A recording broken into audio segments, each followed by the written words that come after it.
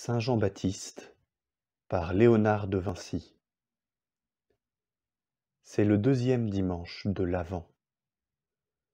J'ouvre ma prière par le signe de croix, au nom du Père, et du Fils, et du Saint-Esprit. Je me rends disponible à Dieu, qui m'attend et qui m'espère.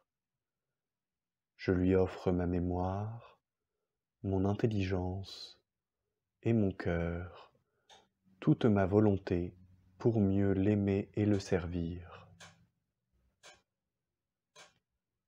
Je lui demande une grâce liée à l'évangile du jour, selon saint Marc chapitre 1, versets 1 à 8. Cela peut être de préparer le chemin du Seigneur, ou de m'ouvrir davantage à sa parole, ou toute autre demande selon mon désir. Je regarde le tableau. J'observe la composition, la lumière, le personnage et son attitude. Je reste en silence pour m'imprégner de la scène.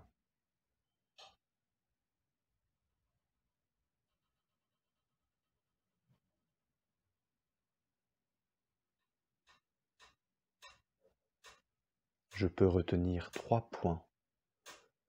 La grande sobriété des couleurs, le bras puis le doigt de Saint Jean-Baptiste. La grande sobriété des couleurs. Je laisse mes yeux s'habituer à cette juxtaposition d'ombre et de lumière.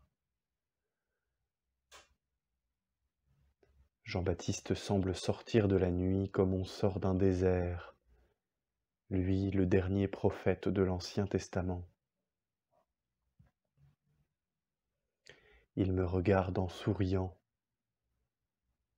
La finesse toute florentine de son visage, son regard bienveillant m'invite au calme, au silence, à la réflexion, à la méditation.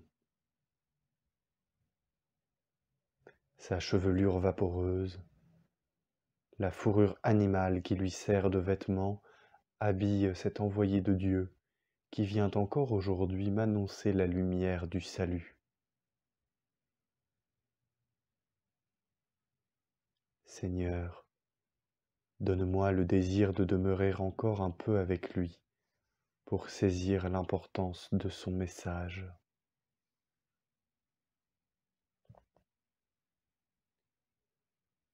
Le bras et la grâce du geste.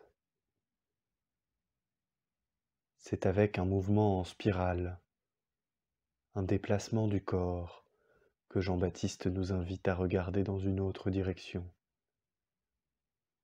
N'est-ce pas le sens du mot conversion? Changer de chemin, retourner son cœur? J'entends ces propos. Changer de vie, préparer le chemin du Seigneur, rendez droit ses sentiers. Comme le prophète, sortir de nos ténèbres pour aller vers la lumière, quitter nos incohérences, nos paresses, nos doutes, nos dispersions, nos vides de charité aussi, nous débarrasser de nos vieilles habitudes, comme le tableau a été débarrassé de 17 couches de vernis il y a quelques années, afin d'être plus proche de sa beauté originelle. Avec Jean-Baptiste, je désire préparer ma vie, chacun de mes jours, à la venue du Sauveur, lumière pour le monde. Oui, Seigneur, je le désire.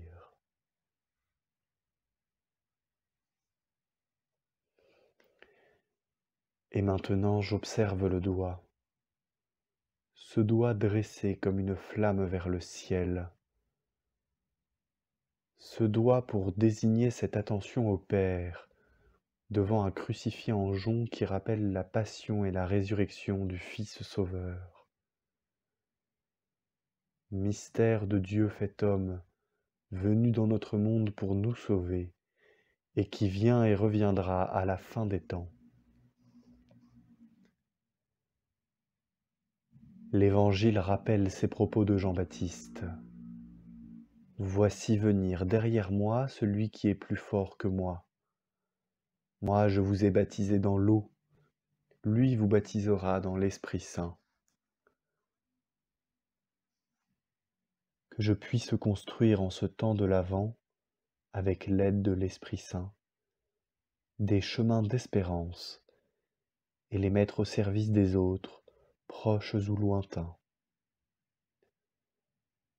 Que ma créativité offerte soit un des fruits de l'attente.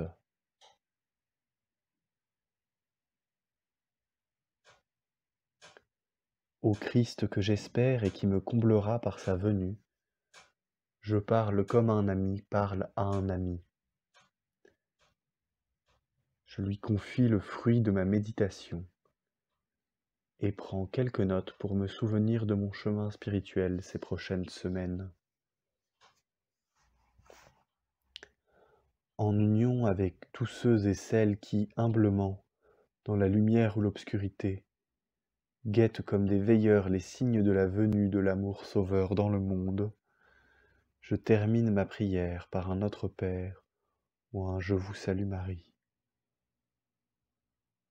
Au nom du Père, et du Fils, et du Saint-Esprit. Amen.